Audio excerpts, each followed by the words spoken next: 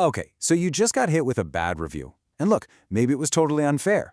It stings, right? I get it. But here's the thing. What if this isn't the end? What if this is actually the start of a huge comeback? Let's get into the playbook for turning this whole situation into your next big win.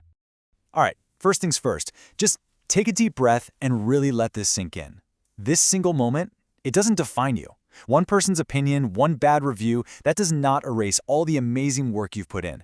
Your entire body of work is what really counts. And you know what? We're going to make sure your next boss sees exactly that. Now, before we jump into strategy, we've got to acknowledge what just happened. It's a setback, and feeling frustrated or disappointed, maybe even a little angry, that is 100% normal. It's so important to let yourself feel that because, hey, this is a real professional hurdle you're facing. So here's the key. You absolutely should give yourself space to feel all that stuff, but do it on your own time, not at the office. Think of it this way. At work, your professionalism is like a shield. It protects your reputation, and trust me, you're going to want those good references down the line. The smartest people know when to just pivot instead of getting stuck in a fight that's just going to drain all your energy. Okay, so now it's time to pivot. And honestly, this might be the single most important step in this whole thing. We're going to make a conscious choice here to stop seeing this as some kind of personal failure and start seeing it for what it really is, a catalyst, a chance to grow, and maybe, just maybe, find a place that's a way better fit for you. So how do we actually do that? Well, first, we're going to adopt a growth mindset. Ask yourself, is there even a tiny little piece of this feedback I can learn from?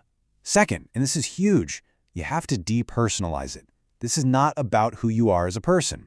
Which leads right into number 3, reframe the whole situation. This is an opportunity to find a job that actually appreciates what you bring to the table. And finally, you've got to realize that sometimes a bad review says a whole lot more about a bad manager or a toxic workplace than it ever will about your performance. All right, mindset is officially reset. Now it's time to get tactical. We are going to build such a strong case for your value that it's just undeniable. This is what's going to fuel your job search and, let's be honest, leave that bad review completely in the dust.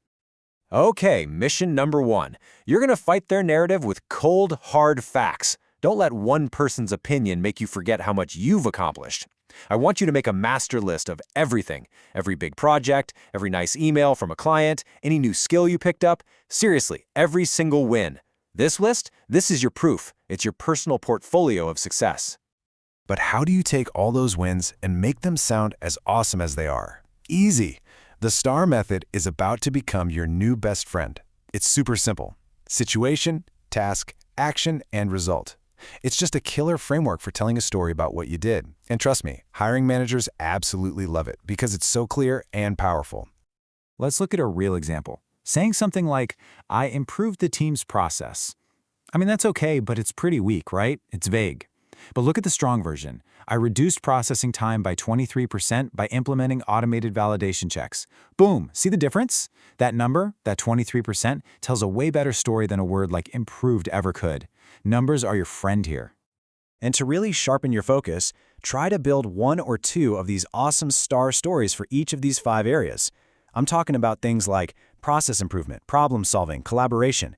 This is the stuff that pretty much every company on the planet is looking for. These stories are going to be the backbone of your entire job search, from your resume to every interview you have. Okay, you've got your playbook, you've documented your wins, it is time to launch. But we're not just going to wander into the job market hoping for the best. Nope, we're going in with a super focused, strategic plan designed to build momentum day by day. And it all kicks off with one little number. That number is 14. We're going to treat this like a 14-day sprint. Now, hold on. This isn't about landing a new job in just 2 weeks. That's not the point. The point is to create some serious focus and urgency to get things moving. It's all about building momentum that becomes, well, unstoppable. So here's the game plan. Week 1 is all about laying the foundation. This is when you're writing those STAR stories, punching up your resume with all those great numbers, and making sure your LinkedIn profile is looking sharp. Then week 2, we hit the accelerator. You're applying to your top choice jobs, sending out messages, setting up coffee chats. See? It's all about consistent action plus a smart strategy. That's the secret sauce right there. All right, let's talk about the elephant in the room. You know the questions coming in an interview. So, why are you leaving your current job? It's probably the one you're dreading the most, right? Don't worry, we're going to get you an answer that's confident, totally professional, and pivots right back to how amazing you are. This right here, this is your script. I want you to learn it, live it, breathe it.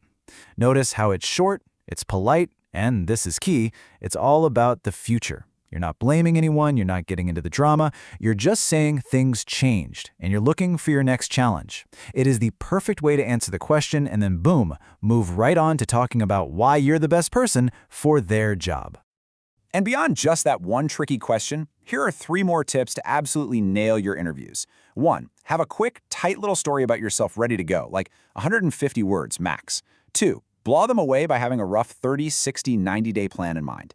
It shows you're already thinking about how you'll succeed. And 3. Ask them smart questions. Don't just sit there. Ask about their biggest challenges or how they define success. It shows you're genuinely interested and not just looking for any old job. So as we start to wrap this up, I want to reframe this whole experience one last time for you. What you've gone through, it's not something to be embarrassed about or try to hide. In fact, the ability to bounce back from a setback like this, that, my friend, is a superpower. It's one of your biggest professional strengths. I mean, just think about what this proves about you. It proves you're adaptable. It proves you know your own worth. And it proves you're actively looking for a healthy place to work where you can do your best stuff. And guess what? Those are the exact qualities that great companies are desperate to find. So, let's circle back to where we started. This one moment does not define your career. You've handled it, you've got a killer playbook, and you know what's next. This whole thing wasn't a roadblock, it was a launch pad. So the only real question left is, what amazing opportunity are you going to go find now? You totally got this.